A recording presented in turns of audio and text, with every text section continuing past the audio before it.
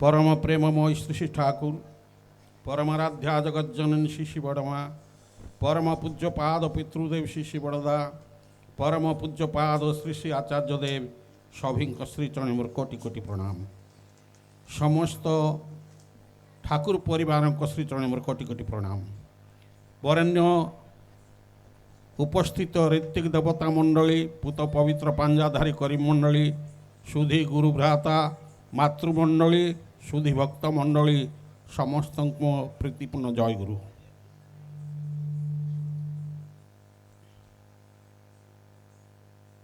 आज परम सौभाग्यर कथा जे आमे रायरंगपुर सब डिविजन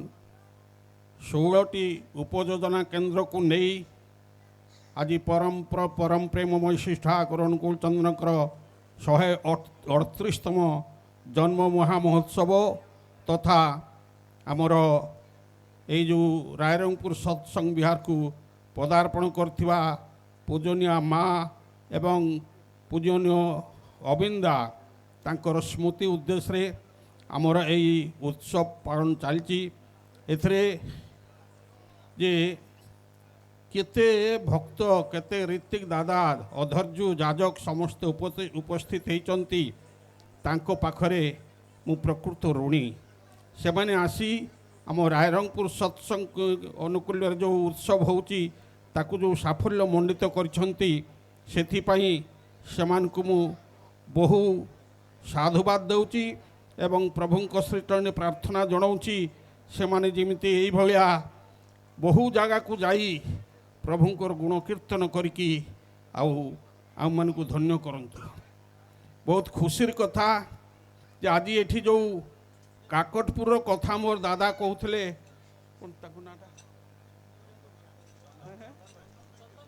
आमर श्रद्धेय चंदन भाई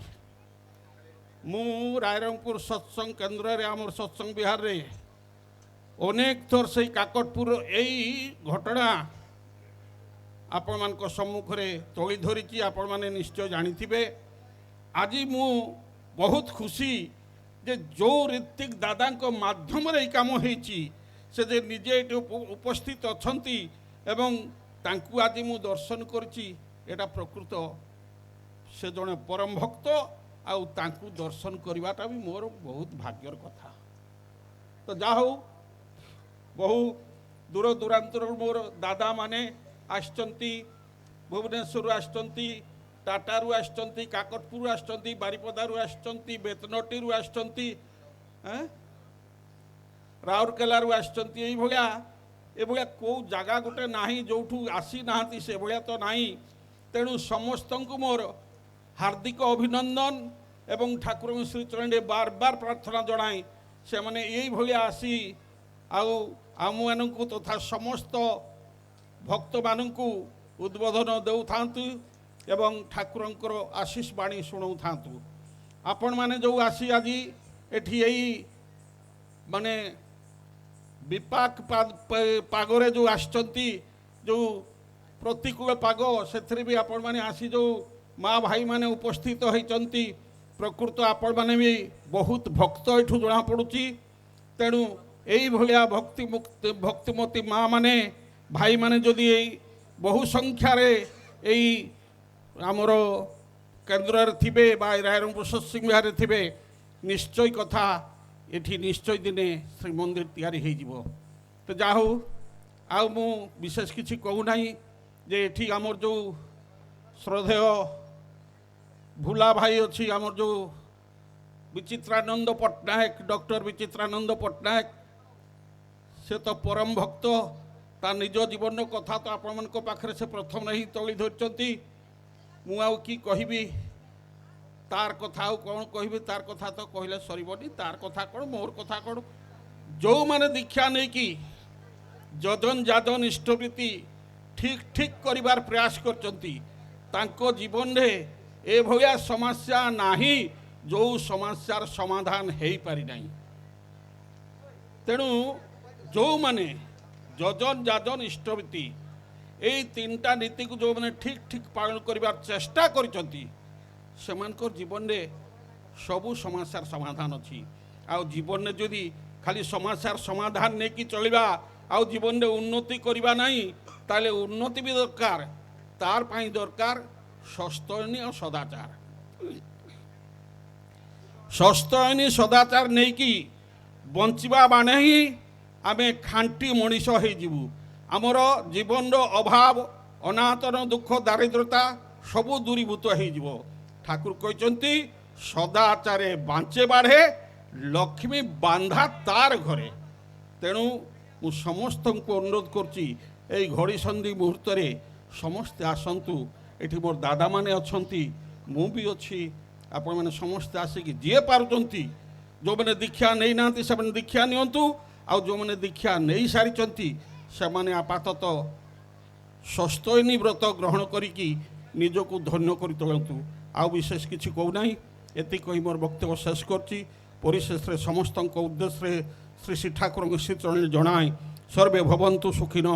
सर्वे सन्तु निरामया सर्वे भद्राणि पश्यन्तु माँ कश्चित दुख भागवत वंदे पुरुषोत्तम। दादा धन्यवाद।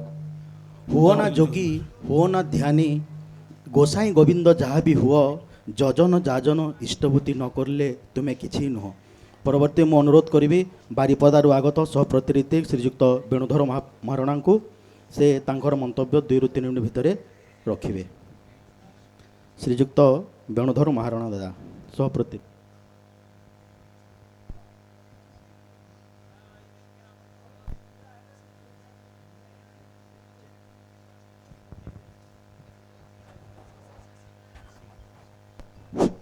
जेते ही भल हुओ ना तुमे आचार व्यवहार कटु कथा लोकर प्राणे व्यथा देले ही फेरी पाइबठी सेठी व्यथा। वरन्न ये मंचासीन सत्संगर गृहवात मंडली कर्मी मंडली गृहवात मंडली से मातृमंडली गुणी ज्ञानी शुद्धि भक्त मंडली समस्त मोर प्रीति भरा जयगुरु जहाँ सुंदर भाव आज रायरंगपुर सत्संग अनुकूल जो अनुष्ठित जो उत्सव सुंदर समाहित होती विशेषकर आज सत्संग अध्यक्ष थे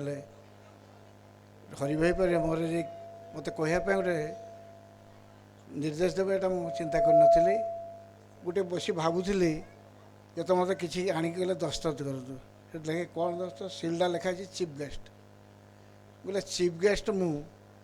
जो दिन प्रथम सत्संग आरंभ होता ये आरंभ करूँ आम फाउंडेशन पकईलु से जगह मुझे गेस्ट चीफ गेस्ट मुख्य अतिथि निज नहीं लज्जित फिल करी कारण वास्तव ठाकुर क्या नहीं कौट रखिंट तार हिसाब नहीं गोटे कथा जो हरि भाई कहते जो मनीष जीवन सर्वस्व कर चले तो कौटी ना कौटी पहुँचे तार हिसाब नहीं से निजे भी जापर ना आज ठीक से अवस्था आज रायरंगपुर को नहीं जीवन असंख्य अनुभूति रही जहाँकि भाषार वर्णना करें ना कौट आरंभ कर कौन शेष करी समय मात्र 2-3 मिनट समय देती कहवा तात्पर्य मत कही रखे जे आसंता फेब्रुआरी मास 1 तारिख मयूरभंज जिला स्तरीय उत्सव एथर बेतन सत्संग विहार निकटस्थ जो पड़िया अच्छे से पड़िया अनुष्ठित हे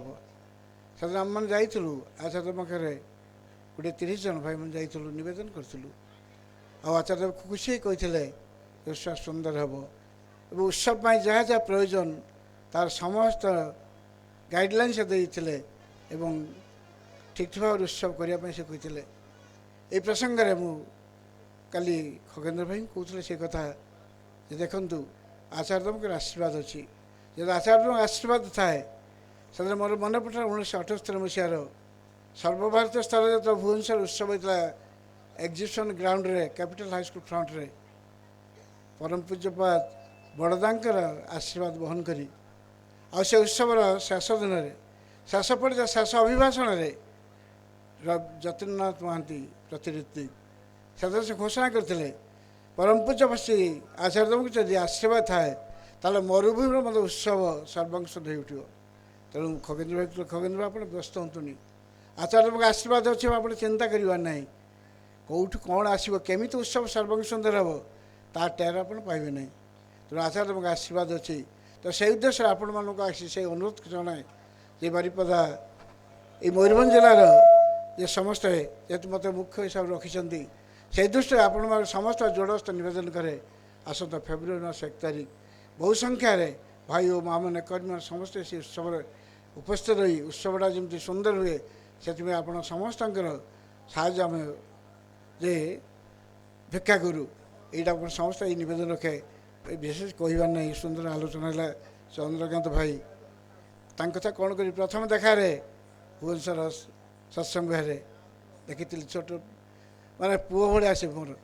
ତେଣୁ ସେ ମୋତେ ସେଇଭଳି ସମ୍ମାନ ସେ ଦିଅନ୍ତି ଆଉ ସୁନ୍ଦର ଭାବରେ ତାଙ୍କ ଅଭିବ୍ୟକ୍ତି ରଖିଥିଲେ ସୁନ୍ଦର ଭଲ ଲାଗିଲା ତେଣୁ ତାଙ୍କର ଉତ୍ତର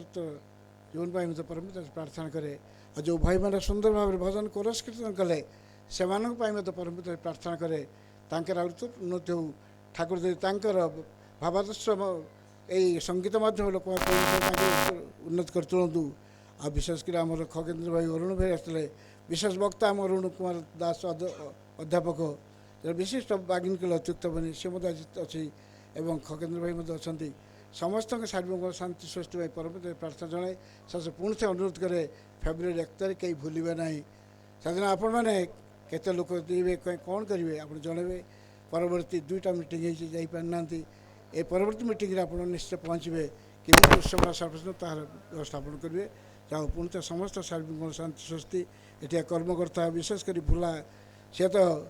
କ'ଣ କହିବି ଯେଉଁ କଥା ଭାଷାରେ କହିହୁଏନି ଛୋଟ ପିଲା 5-7 ବର୍ଷ ପିଲା ଯେଉଁ ଅବସ୍ଥାରେ ଥାଏ ସେହି ଅବସ୍ଥା ମୁଁ ତାକୁ ଦେଖିଛି ତାଙ୍କ ପରିବେଶନ ତେଣୁ ଆଜି ସିଏ ଏତେ ଉତ୍ସବ ଆୟୋଜନ କରୁଛି ତାର ମଧ୍ୟ